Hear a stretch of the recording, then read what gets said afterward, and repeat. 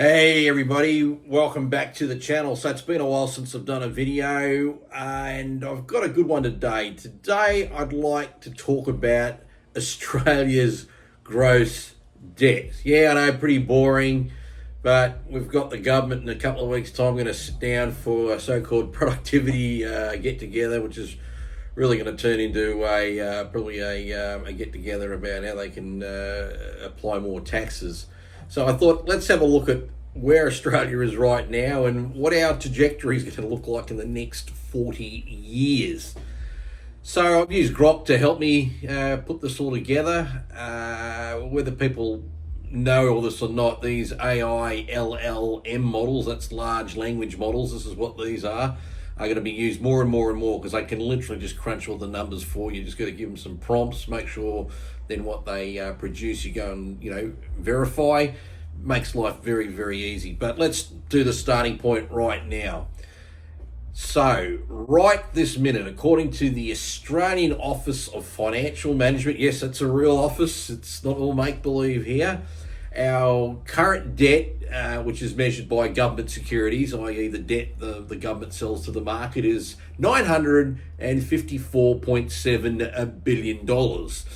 For argument's sake, we'll just say it's nearly $1 trillion. It will be $1 trillion by the time we get to Christmas. So that's where we are now. 1 trillion. 1 trillion. So that's where we are right now. Now, I then went to Govt and said, what are we going to be like over the next 40 or so years? So Govt then directed me to the intergenerational report, this one here, the Australian government, this is another official one here, the intergenerational report 2023. It's Australia's future out to 2026. So let's go and have a look at all this right now. And I'll just scroll down and we'll just get to a section here in a minute. There you go. There's Grim Jim. He's our current treasurer. So, this was a report put under the current Albanese government. So, we're not making this all up. And we'll just get to this particular section here, which I just cannot believe. And it's mind-boggling. And this is the one here, the budget over the next 40 years, okay? And I'll just go down to this part down here. I'll just scroll it up a bit so we can see it a bit better. Deficits are projected to remain over the long term. Budget deficits narrow initially, but then widen from the 2040s due to growing spending pressures. Chart 2. Gross debt to GDP is projected to decline from a peak of nearly 40% from 2021 to about 22.5% by 2048-49, before rising again to reach around about 32% of GDP by 2062-63. We'll come to those and explain what they are. Now here's this chart. Here it is right here. I'll just make sure we can see it properly. Now, this is quite incredible. See that little figure there that I'm just highlighting with the mouse, and you can see the dotted vertical line? That's essentially the last time we had a cash balance that was in surplus. Going forward for the next 40 years, each one of these downward bars represents a deficit. That means the government of the day is spending more than they're taking in. And these deficits are represented in terms of a value on this side over here on the y-axis, in measured in a percentage of the GDP of the country. So they're quite big, sizable amounts of money here. So this is our trend. No surpluses for the next 40 years. There's the chart. That's what we've got to run off. So let's go and have a look at here and talk to Govt here. So, and I just got Govt to do all this sort of stuff. So the IGRs, and that's the report, projected net cumulative underlying cash deficits are coming in at $3.7 trillion. And that's from the financial period of financial year 22-23 to financial year 62 to 63. That's your 40 years, which was, came from that second chart that I just showed you before. And they are all financed through additional borrowing, adding to the current, $955 billion to reach $4.7 trillion, and this is in nominal terms, by 2062. So all of a sudden now we're at 1 trillion. You can see that the government through Treasury is saying we are going to run budget deficits each and every year for the next 40 years, and that'll take our debt to about $4.7 trillion. Some of you might think, so what? In that same 40-year period, the gross domestic product of Australia will naturally grow, and that as a percentage might not be a big deal. Possibly. But there's more to it than just that as well. There's another thing that nobody ever talks about, but you need to talk about it, particularly if you're using a certain style of accounting. And if you use what's called cash accounting, and therefore you only record events as they happen, then you can hide this. If, on the other hand, you've got to use accrual accounting, which means you have to take into account future spends, then you can't hide this. And this is number 3. Now, this one is the big one.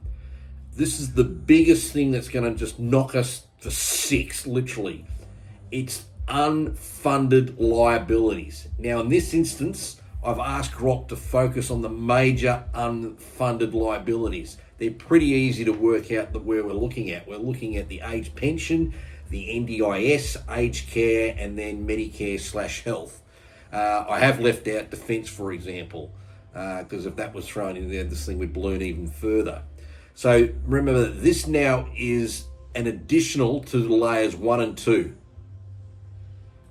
The IGR's gross debt projection captures only the finance proportion. That's borrowing to cover yearly deficits driven by spending growth. But the unfunded liabilities represented the discounted present value of total future obligations minus dedicated revenues, which is largely pay-as-you-go from general taxation with no pre-provisioned or pre-provisioned assets. So over the 40-year horizon, the present value, that's measured in 2023 dollars, discounted at 4%, comes in at a staggering $16 trillion. Here's your breakdown. Age pension, unfunded liability, next 40 years, $3.2 trillion. Now remember, a lot of politicians say, hey, you got to have super. We're now going to 12% compulsory. I'm pretty sure they want to get that to 15, and God knows where they want to go after that, because they're all saying super's going to have to replace the age pension. No, it's not the case at all. In fact, all super's now become as its own Frankenstein. It's become its own industry, employs over 1 million Australians who all just so happen to pay top marginal tax rates on their incomes, and it's just a money washing machine. It hasn't delivered what it was designed to do, which was to sub out and replace the age pension. In fact, and this is just diverting just a little bit here, the concessional tax arrangements that superannuation have, meaning it's only taxed at 15%, that opportunity cost of those concessional tax is actually worth more than what we currently pay on the age pension right now. But I digress. The NDIS, another Frankenstein that's just, in my opinion, going to balloon out of control. We're looking at $2.3 trillion. This is in present value terms. Aged care, $2.7 trillion in present value. I mean, we know aged care is going to go up. Australia, like many other countries, our population is aging. So remember, this is over the next 40 years, God loving, I'm still around. That means that by the time we get to that sort of point there, I'm going to be over 90. Hopefully I'll make it. And then the Medicare and health, look at that. That is just incredible. $7.8 trillion. And again, older population, we're going to need more health. And, we've got a system that, we all pay a lot of taxes to make sure it's maintained. And that has an unfunded liability. So you add those two together, adding this to the $4.7 trillion finance debt gives an effective total of $20.7 trillion by 2062-63. That's a lot of dough. And we're not finished yet. There's one more thing that's just going to, push us right over. And it's this thing called net zero. Now, I asked Govt to add in what it thought was the worst case implementation. And I say that because This is a government-directed policy forcing the country to go down this net zero rabbit hole. And for those that don't know what it means you can still have CO2 emissions. You've just got to make sure you've got a means over here through more trees or carbon capture or something, or you buy carbon credits, just making crooks in other countries rich. And therefore, if it was one carbon unit, through mining here, you have one carbon unit taken up by trees, and then obviously 1 minus 1 equals 0. That's the whole premise about it. No one's saying CO2 emissions are going to stop, because that's obviously insane. If that can't happen, if that were to happen, our society, the West, in fact the entire planet would not be able to operate. We need fossil fuels, not just to power our utes, but we need them to make our fertilizers and our plastics, and it just goes on and on and on. So that's where this comes in. But unfortunately, it does have a lot of ticks on it, net zero, particularly on the basis that if we keep putting so much cost pressures, particularly on mining, manufacturing and agriculture, then by default, as time goes, they're just going to disappear and fall away. And that is the real big problem. See, China doesn't care about net zero. Net zero means to them is zero responsibility. Net zero to Australians means most likely zero prosperity, and definitely zero increases to standard of living. But again, I digress. So looking at net zero, when you take into account there's going to be a lot of subsidies, bailouts, arrangements through government, and there's a whole bunch of series of numbers here, it's going to actually add somewhere between, here it is here, net zero adds Australian $4 to $6 trillion in present value terms in extra debt funded costs and revenue shortfalls over the period. And that's important, because we might be selling tons of coal right now. 15 years time we might not be selling as much. I still think we will, because the world's going to want them. We might be idiots not burning our own coal, but China certainly will want to take our coal. But it could get to the point where certain things that we are mining, we won't be selling anymore, because the governments of the future might actually say, that mine that you're digging up now and selling that coal, well, it's only got a 10-year life. You think it could go for another 50 years, but we're not going to extend it. So by default, that mine then ceases. No longer there's revenue, etc., etc. Same thing can happen with agriculture. If it gets out of control and, the tax on a farting cow gets to the insanity levels, then we just won't be doing anything. This is the actual problem. It is actually a very, very, very bad thing that we are blindly going into this. When you're considering China, India, Russia and the United States are probably 55 to 60% of the rest of the global total CO2 emissions, are not doing anything. And that's the truth. That's the truth. We're 1%. But we're that 1% that's going to make actually no difference at all. Anyway, I digress, but it's important to note. So overall, we're looking in the next 40 years of our debt getting to roughly $25 trillion. Remember, we're 1 trillion now. So in 40 years, it looks like it's going to go up 25 times. That's a big, big hit. Now, there's also other downsides that will happen because of this, because how are governments going to make sure they can at least stay in tune with this? Well, one way they're going to try and pay for it is through increases in immigration. So what are we, 26 million people today? It's not without probability that we definitely double to, over 50 million people, more likely probably get to 70 million people. And right now, as people would know, we're in the midst of a housing crisis. We can't even find enough housing for the people that are here today, let alone if we're going to bring in more and more and more. So that's one way governments, and these will be governments of both sides of the aisle, whether they're, progressive or conservative, they're all going to play this, because no one who's in government wants to do the real hard thing and do the work to actually grow the economic pie bigger so we can therefore keep this in line. Those ratios, the debt to GDP ratios, you want them to be down as low as possible. If we're currently getting up to around, say, 30%, That means 30% of what the country is manufacturing, producing through its services. Think of it like, the revenue coming in. You've got 30% of that effectively is there to be for the debt.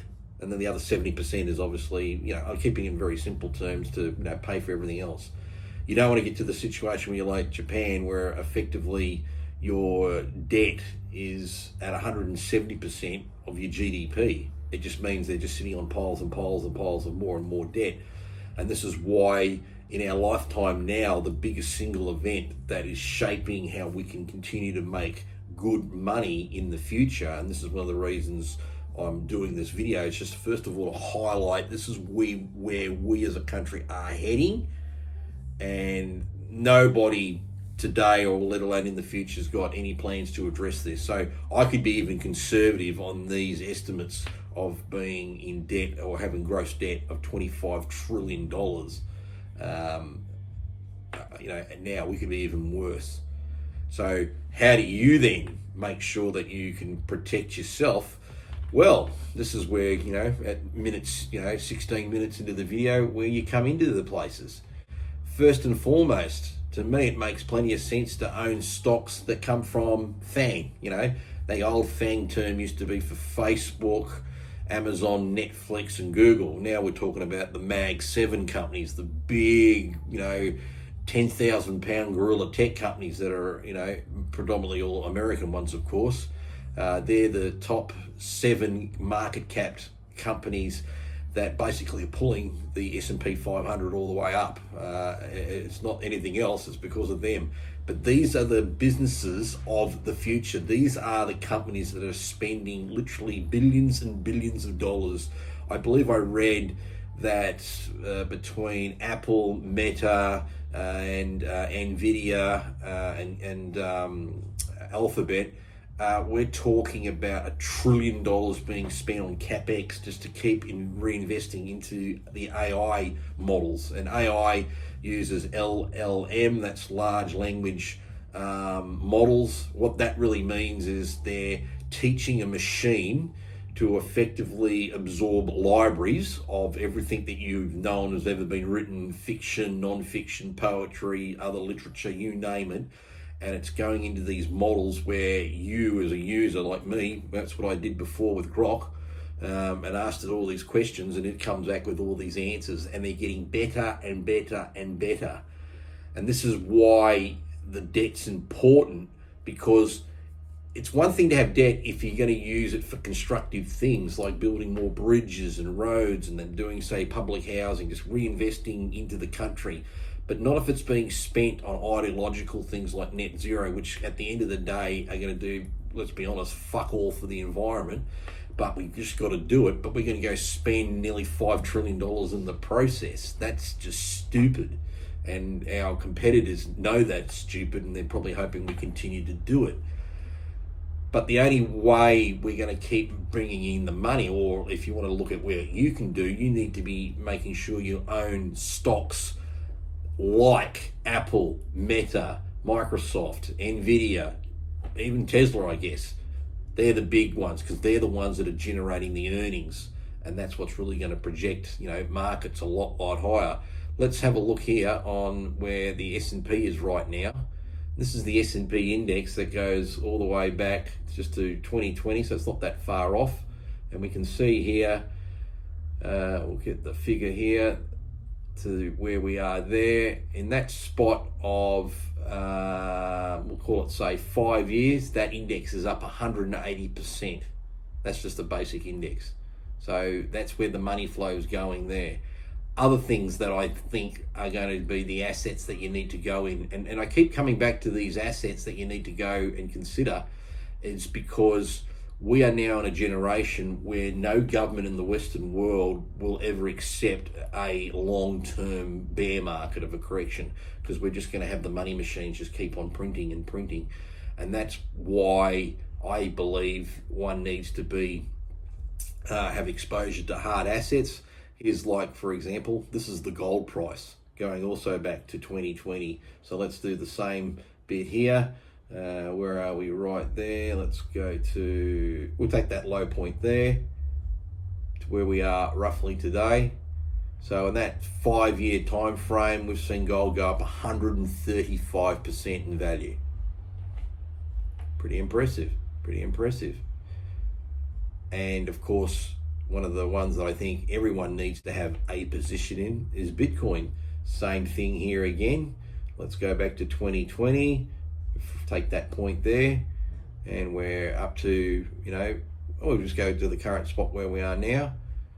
There's Bitcoin. That is up 1,415% in the same time frame. So what I'm trying to allude to is we're going to have all this debt coming, but you want to make sure you're well positioned. What's the best way to make sure you're well positioned? Well, you need to get to own and make sure you own some really decent assets that are going to grow well in excess of inflation and generate real returns. So we're looking at, obviously, the big tech stocks is one place to look at. I would be looking at gold as well, a percentage in Bitcoin, and depending on where you are in the world, if you're watching this in Australia, probably you get a bit of ownership out of one of the exchange traded funds that just copies the ASX 200, for example. Plus you've got real estate, and real estate doesn't have to be anything more than, even if it's a flat or a townhouse or even a house, you want to be able to get yourself a property, because at least as the years advance, particularly in Western nations where we just seem to be getting more and more immigration coming through, they're not building houses or residences, whatever their type, fast enough to cater for that growth. So if you've already got property, you're going to be naturally better off than that other person who hasn't. So you need to just be thinking where you need to position yourself as far as an asset class is concerned. Anyway, here's the table of where we are and where we're likely to go to. So remember, I think I can scroll down just a bit further. Here's a better version of that table. Here we go. So current gross debt, 1 trillion. We go through the 40-year of cumulative deficits. That adds another 3.7 trillion, takes us to 4.7 trillion. We then take in the unfunded liabilities that we've got for the NDIS, age pension, Medicare.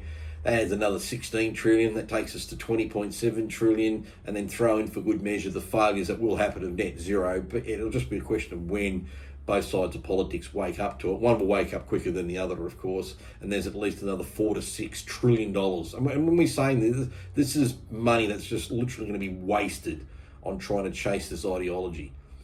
There we go, $25 trillion. That's your country and where you're going to be at. And in terms of how you're going to be funding this with the debt, let's just have a very quick look at about, where the debt's going to come into and what it's actually going to be costing you. Right now, I'm just going to make sure I've got the right bit. See how I'm asking all these questions to Grok. There we go. This is the one I want to look at here. So Australia's current gross debt is approximately $1 trillion, reaching definitely to that trillion level there. The annual interest payments on this debt is estimated to be around about $26.3 billion. So that's roughly the cost, because the interest rate is luckily enough around about 2.6%. But we're going to now go forward in time, and we're assuming here for the hypothetical $25 trillion gross debt scenario, and then we wanted to see what the interest costs and funding that debt will be like. A lot of it we won't know, because it'll be hard to work out what interest rate we need to be putting in there. But we're going to put a nominal bond rate of around about 5%, which means it's 2.5% real and 2.5% from inflation. This would result in annual interest payments of between $1 and $1.25 trillion. So that is a lot of money to spend just on debt, considering today we're at 1 trillion. So there's where our future's going, everybody. Anyway, a lot to take in, a lot of numbers, a lot of conjecture and talk, but I hope it's something that you can just take on board, understand that, yes, the world's changing, debts are going to be rising, you can profit from this. You just need to be in the right sectors. I've alluded to that. Exposure to the big technology stocks, have exposure generally in the market, get a little bit of exposure to Bitcoin, have a bit of exposure into gold. Outside of that, get some property exposure, and that should be where you can at least know you've got some assets that'll keep you going and keep you in a good place. Until the next video, take it easy.